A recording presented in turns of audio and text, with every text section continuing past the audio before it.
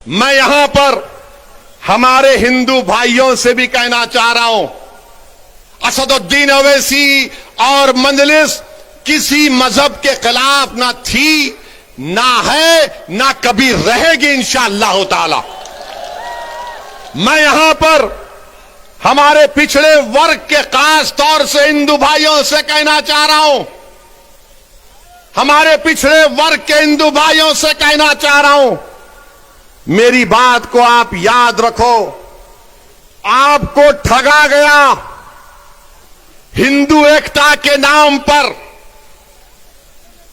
पिछड़े वर्ग के हिंदू भाइयों से कहना चाह रहा हूं, मेरी बहनों से कहना चाह रहा हूं, आपको ठगा गया हिंदू एकता के नाम पर। और आपको क्या मिला? ठाकुरवाद आपको मिला, आपको ठाकुरवाद मिला। जिस तरह उत्तर प्रदेश के मुसलमानों को सेकुलरिज्म के नाम पर, समाजवादी के नाम पर वोट लिया गया, तो हमको क्या मिला? हमको यादववाद मिला, आपको ठाकुरवाद मिला। आओ मेरे पिछड़े वर्ग के हिंदू भाइयों, मैं तुम्हारे साथ काम करने के लिए तैयार हूं। मैं तुम्हारे साथ ठहर कर तुम्हारी लड़ाई लड़ने के लिए तैयार हूं। मैं हमारे दलित भाइयों से कह रहा हूं, मैं हमारे दलित भाइयों से कह रहा हूं, अगर आपको यह शिकायत है कि बीएसपी आपकी बात नहीं कर रही है, तो असदुद्दीन ओवैसी तुम्हारी बात करने तैयार है, तुम्हारे खिलाफ इंसाफ का मुतालबा करने के लिए तैयार है। मेरे अजीज दोस्तों और बुजुर्गों, मेरी आपसे गुजारिश है कि आज मंजलिस हिस्सेदारी की बात कर रही है। मंजलिस उत्तर प्रदेश की सियासत में 19% मुसलमानों की हिस्सेदारी की बात कर रही है। अगर मैं हिस्सेदारी की बात कर रहा हूं, तो Samajwadi party, BSP, Congress, BJP, RLD सबके पेट में दर्द शुरू हो जाता है। क्यों दर्द शुरू होता है? वो नहीं चाहते कि मुसलमान बराबरी पर आ जाए, वो ये चाहते हैं कि मुसलमान दरी बिछाता रहे, दरी बिछाता रहे, दरी बिछाता रहे। वो ये चाहते हैं कि मुसलमान दरी बिछाता रहे, उसको बेशर्म किया जाए, मगर उसके मुकद्दर में दरी बिछाना है। मैं तुमसे कह रहा हूं कि दरी अब तुम नहीं बिछाओगे, तुम कुर्सी पर बैठोगे और राज भी करोगे इंशाअल्लाह ताला।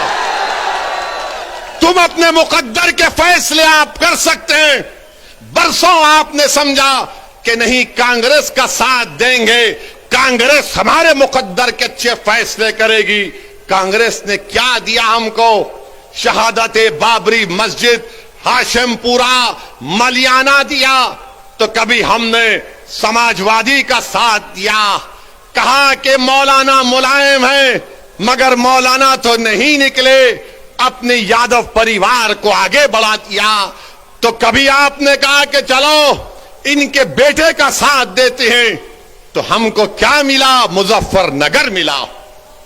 फिर आपने बीएसपी का साथ दिया, कौन सा हिस्सा मिला आपको? कौन सा हिस्सा मिला आपको? सबसे ज्यादा जेल में आज उत्तर प्रदेश में अगर अंडर ट्रायल कोई है तो मुसलमान है 28%। सबसे ज्यादा कम ग्रेजुएट हैं तो मुसलमान है 2%। सबसे ज्यादा प्राइमरी स्कूल में कम पढ़ने वाले बच्चे हैं तो मुसलमान हैं। बताओ ये कब खत्म होगा? यही चीजें जब हम पढ़ते हैं तो मेरी जबान में तेजाबगी पैदा हो जाती है। मेरे अजीज दोस्तों और बुजुर्गों, याद रखो मेरी इस बात को, कामयाबी लिखना ये अल्लाह का काम है, तुम्हारे हाथ में नहीं है। अल्लाह अगर कामयाब करना चाहा तो अल्लाह आपके दिलों में मोहब्बत को डालेगा। मगर मेरी इस बात को याद रख लो, अगर नाइंसाफी का आप खात्मा करना चाहते हैं, मैं सहारनपुर की इस मुबारक और तारीखी सरजमीन में खड़े होकर आपसे हाथ जोड़कर अपील कर रहा हूं कि तुमने 60 साल कांग्रेस का, आरएलडी का, समाजवादी का, बीएसपी का साथ दिया। एक मर्तबा अपनी क़यादत को बनाओ। अपनी पार्टी को मजबूत करो, अपनी नेता को बनाओ जो तुम्हारे इशारे पर उठेगा, जिसकी दिलों में तुम्हारी मोहब्बत होगी, जिसकी जबान पर सपा, बीएसपी, कांग्रेस का डर नहीं होगा, उसकी जबान पर तुम्हारे इंसाफ के मुतालबे रहेंगे। वो तब होगा जब आप अपने वोट से मंजलिस के उम्मीदवारों को कामयाब करेंगे और लखनऊ में उत्तर प्रदेश की विधानसभा को भिजाएंगे। लोग उठकर कहेंगे, मेरे आज के इस भाषण के बाद के ओवैसी जज्बाती तकरीर तो करता है, मगर अगर मंजलिस के 8-10 एमएलए विधायक जीत जाते हैं तो क्या होता है। 400 की विधानसभा में मुझे किसी ने कहा था, किसी एक सेकुलर पार्टी के एक शख्स ने पार्लियामेंट में मुझसे कहा था, अरे ओवैसी तुम उत्तर प्रदेश को जाते हो, गरम भाषण देते हो, मगर अगर तुम्हारे विधायक जीत जाएंगे तो क्या होगा। मैंने कहा, सर अभी पार्लियामेंट में तकरीर है, आकर बैठिए। उस वक्त हमने कहा आइए बैठिए। बोले क्या बोलोगे? मैं 4-5 मिनट हम बोलते हैं, बैठकर देखिए मजा आएगा। हमारा अल्लाह ने हमको बोलने की सलाहियत दी और फिर उसके बाद हम जब बाहर निकले हमने कहा बताओ कैसा लगा। तो कहा अगर तुम्हारी तरह बोलने वाले उत्तर प्रदेश की विधानसभा में पहुंच जाएंगे तो उत्तर प्रदेश में मुसलमानों की सफों में इनकलाब बर्पा हो जाएगा और इनकलाब बर्पा होगा इंशाअल्लाह ताला। इंशाअल्लाह ताला इनकलाब बर्पा होगा, क्योंकि अब तक हमने अपनी जबानों को दबा कर रखा। अब तक हमने अपने दिलों में जो हमारी ख्वाहिशात थी, जो उमंगें थी, जो ख्वाबें थी, उनको दबा कर रखा। मेरे गयूर नौजवानों, मेरे इज्जतदार ख्वामर मिल्लत के बुजुर्गों, उलमाए दीन से मैं आपसे गुजारिश कर रहा हूं कि इन ख्वाबों को पूरा उसी वक्त किया जा सकता है जब हम अपनी पार्टी के सियासी नुमाइंदों को कामयाब करेंगे। कोई उठकर बोलेगा ओवैसी मुसलमान अगर जीतेगा तो क्या सांप्रदायिकता को फायदा नहीं पहुंचेगा। मैं कहूंगा कि फिरका परस्ती खत्म होगी, फिरका परस्ती खत्म होगी अगर मुसलमानों के नुमाइंदे कामयाब होंगे। कोई पूछेगा कैसे, तो दैनिक भास्कर अखबार उठाकर देख लो आप। दैनिक भास्कर अखबार ने लिखा कि उत्तर प्रदेश में डीएम डिस्ट्रिक्ट कलेक्टर 28% ठाकुर हैं और ब्राह्मण समाज के हमारे भाई 22% हैं और 5% दलित और शेड्यूल्ड ट्राइब से। कितनी आबादी में हिस्सा होगा ठाकुरों का और हमारे ब्राह्मण भाइयों का? 15-16% के करीब होगा, मगर 50% डीएम उनके हैं, 50% डीएम उनके हैं। समाजवादी की सरकार हो, बीएसपी की सरकार हो या बीजेपी की सरकार हो, ठाकुर और ब्राह्मण विधानसभा में 25 से 27% नजर आएंगे और 19% मुसलमानों की हिस्सेदारी की मैं बात कर रहा हूं। नहीं, सांप्रदायिकता को फायदा मिलेगा, फिरका परस्ती बढ़ेगी। ये करेंगे तो बहुत अच्छा, ये दूध के नहले में हैं, ये बड़े पाकीज़ा हैं। और जब हम एक मजलूम कौम की इंसाफ की बात कर रहे हैं तो सब खामोश हो जाते हैं। मैं यहां पर हमारे हिंदू भाइयों से भी कहना चाह रहा हूं, असदुद्दीन ओवैसी और मंजलिस किसी मजहब के खिलाफ ना थी, ना है, ना कभी रहेगी इंशाअल्लाह ताला। मैं यहां पर हमारे पिछड़े वर्ग के खास तौर से हिंदू भाइयों से कहना चाह रहा हूं, हमारे पिछड़े वर्ग के हिंदू भाइयों से कहना चाह रहा हूं, मेरी बात को आप याद रखो। आपको ठगा गया हिंदू एकता के नाम पर। पिछड़े वर्ग के हिंदू भाइयों से कहना चाह रहा हूं, मेरी बहनों से कहना चाह रहा हूं, आपको ठगा गया हिंदू एकता के नाम पर, और आपको क्या मिला? ठाकुरवाद आपको मिला। आपको ठाकुरवाद मिला। जिस तरह उत्तर प्रदेश के मुसलमानों को सेक्युलरिज्म के नाम पर, समाजवादी के नाम पर वोट लिया गया, तो हमको क्या मिला? हमको यादववाद मिला, आपको ठाकुरवाद मिला। आओ मेरे पिछड़े वर्ग के हिंदू भाइयों, मैं तुम्हारे साथ काम करने के लिए तैयार हूं। मैं तुम्हारे साथ ठहर कर तुम्हारी लड़ाई लड़ने के लिए तैयार हूं। मैं हमारे दलित भाइयों से कह रहा हूं, मैं हमारे दलित भाइयों से कह रहा हूं, अगर आपको यह शिकायत है कि बीएसपी आपकी बात नहीं कर रही है, तो असदुद्दीन ओवैसी तुम्हारी बात करने तैयार है, तुम्हारे खिलाफ इंसाफ का मुतालबा करने के लिए तैयार है। और मेरे अजीज दोस्तों और बुजुर्गों, आप यहीं पर फिर ये लोग आके बोलते ओवैसी की तकरीर से हिंदू और मुसलमानों में नफरत की दीवार बढ़ गई। कौन सी मेरा जुमला है तकरीर का, निकाल के बताओ। कानपुर की मेरी एक तकरीर को 45 मिनट की तकरीर में 45 सेकंड निकाले ये आरएसएस के जाहिल लोग। बिल्कुल थम्स अप है। इनको सिर्फ 90 साल तक चड्डी पहन के लग फिराए थे, तो अचानक ख्याल आया यार 90 साल उम्र हो गई, पैंट तो पहन ले। तो पैंट पहना। तो क्या हमने क्या कहा था कानपुर में? एक 80 साल के मुसलमान को वहां की मुकामी पुलिस ने, और देने वाला एक दलित पुलिस का ऑफिसर था, जिसने कागज पर लिखकर कहा कि बोलो वैसी तुम्हारे समाज से इस तरह का सलूक किया गया था। मैं अपने उस दलित ऑफिसर को सलाम करता हूं। उसने कहा कि 80 साल के एक मुसलमान की पुलिस ने दाढ़ी लोची, उसको पीटा और उस पर पेशाब किया। तो मैं बोला उसके खिलाफ, तो आरएसएस ने यह कह दिया कि ओवैसी ने हिंदुओं के खिलाफ कहा। मगर जब हमने पूरा 2 मिनट का वीडियो डाला, तो पूरे अपने बगलों में अपने चप्पल को रखकर भागना शुरू कर दिए। और अभी हम सुने कि बड़ा विकास उत्तर प्रदेश में हुआ। बाबा थकते नहीं हैं, मोदी थकते नहीं हैं, अमित शाह थकते नहीं है। हम बाबा से, योगी से, मोदी से पूछना चाहते हैं, 29 दिसंबर को सहारनपुर में आंख के कैटरैक्ट का ऑपरेशन हुआ था, जिसमें से 27 लोगों की बीनाई चले गई। बताओ योगी आदित्यनाथ, ये आपकी सरकार में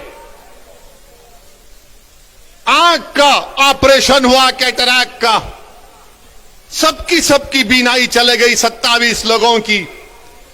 तो अमित शाह बोलेंगे निजाम, एन से नसीमुद्दीन कह दिया, आई से इमरान कह दिया, जेडे से आजम खान कह दिया, और एम से बहरहाल कुछ कहा, हाँ उनका नाम कह दिया। अब ये अमित शाह को बड़ी मोहब्बत हो गई उर्दू से, उर्दू से बड़ी मोहब्बत हो गई अमित शाह आपको, आपका निजाम। अरे हम तो ये तय करे हैं कि उत्तर प्रदेश के हाकिम वक्त को बदलेंगे इंशाअल्लाह ताला। उत्तर प्रदेश के हाकिम वक्त को बदलेंगे। और नरेंद्र मोदी, हम आपसे कह रहे हैं कि नरेंद्र मोदी के 3 यार हैं। नरेंद्र मोदी के 3 यार हैं। हमारे साथ बोलिए, एक ड्रामा, दूसरा फसाद, तीसरा अत्याचार। नरेंद्र मोदी के 3 यार, ड्रामा, फसाद, अत्याचार। अब अमित शाह का जवाब देना है। हम किसी का कर्जा बाकी नहीं रखते। अब नसीमुद्दीन का नाम लिए, कांग्रेस पार्टी तो नहीं बोलेगी। बोलेंगे नसीम का नाम लेंगे तो हमारे वोट नहीं मिलेंगे। कांग्रेस इमरान का नाम नहीं लेगी, बोलेंगे हमारा क्या होगा। समाजवादी आजम का नाम नहीं लेगी, मगर हम योगी और अमित शाह से कहना चाह रहे हैं, उत्तर प्रदेश में अगर योगी राज है, योगी राज है नाम, तो राज अंग्रेजी में आता है RAJ, होता है ना, RAJ। तो R से क्या आता है? रिश्वत। A से क्या आता है? अपराध या फिर आतंक। और J से क्या आता है? जातिवाद। अमित शाह आपका कर्जा अदा हो गया। योगी राज में R से रिश्वत, A से अपराध, J से जातिवाद। अब बताओ, अब आप दूसरा बोलो, फिर इसका जवाब मिलेगा। समाजवादी के अखिलेश नहीं बोलेंगे। अखिलेश बोलेंगे हमने रोड बनाए हैं। कुछ हुआ तो अखिलेश बोलेंगे मैं तो उसका उद्घाटन कर चुका था। कोई जवाब नहीं देंगे भैया।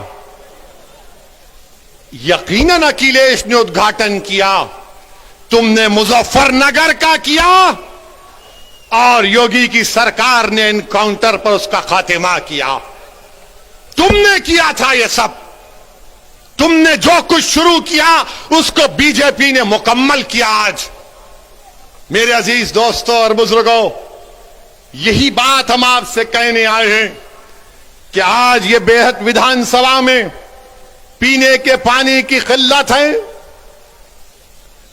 बहुत पानी की पीने की किल्लत है। सहारनपुर कमिश्नरेट है, बस डिपो नहीं है, नालियों की सफाई नहीं होती, बरसात में पानी आ जाता है, मगर बाबा विकास की बात करते हैं। बाबा विकास की बात करते हैं।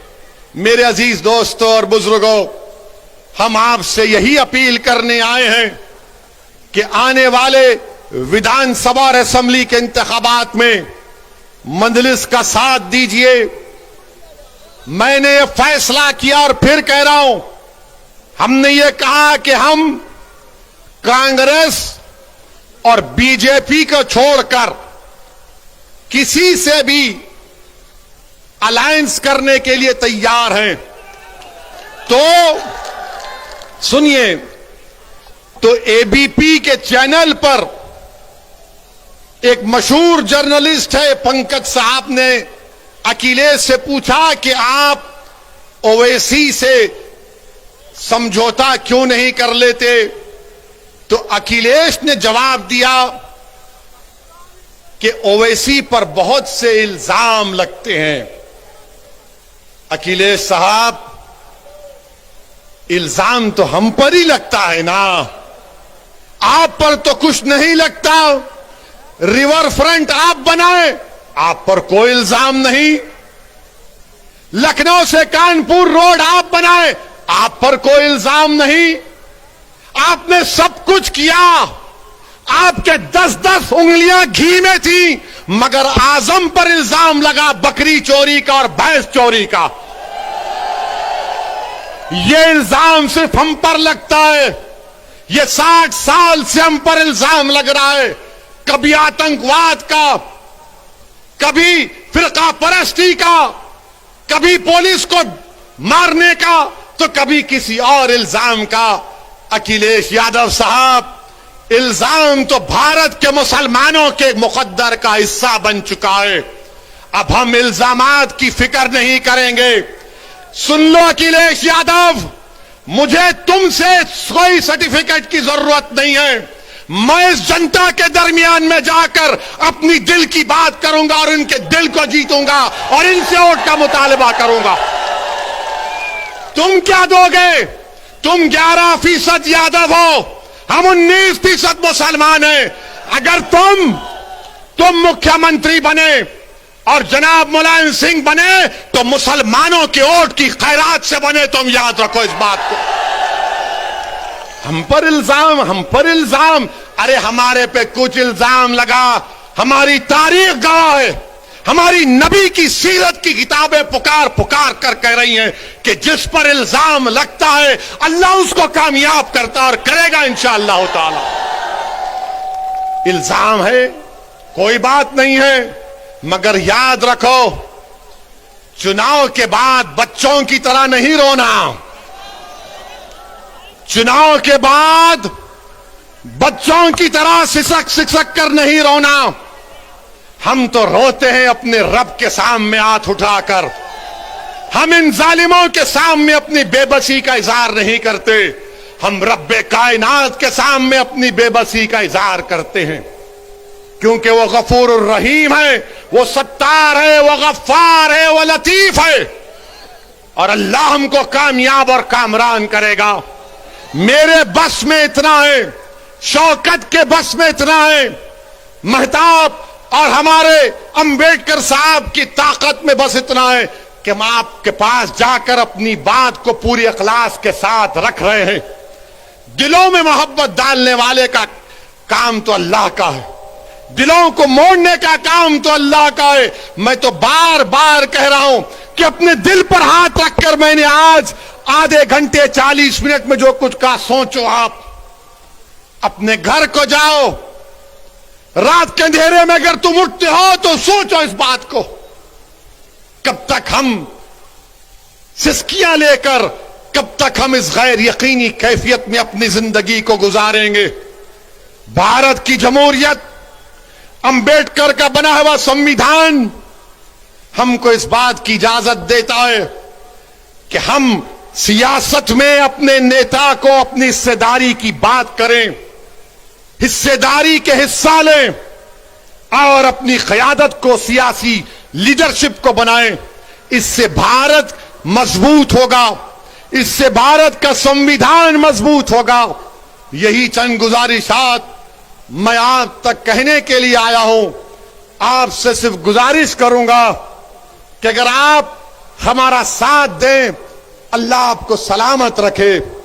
अगर आप नहीं देना चाहते तो अल्लाह तब भी आपको सलामत रखे। मगर मेरी इस बात को याद रखो, मेरी इस बात को याद रखो कि कहीं 60 साल के बाद कोई एक और दीवाना आकर मेरी जबान में इन आने वाले बच्चों से ना कह दे जो कल बूढ़े हो जाएंगे कि तुमको तुम्हारा हिस्सा नहीं मिला। हिस्सा उसी वक्त मिलेगा जब आप उठ खड़े होंगे, सियासी क़यादत बनाएंगे, अपने वोट से अपनी पार्टी को कामयाब करेंगे। जिस तरह ठाकुरों ने योगी को मान लिया, जिस तरह पिछड़ा वर्ग ने मोदी को अपना लिया, जिस तरह दलितों ने आज बहन जी और चंद्रशेखर आजाद को अपना नेता मानते हैं। आओ मुसलमानों, तुम मुझे नहीं तो खुद नेता बन जाओ, मैं तुम्हारे साथ ठहरने के लिए तैयार हूं। अस्सलाम वालेकुम व रहमतुल्लाहि व बरकातुहू।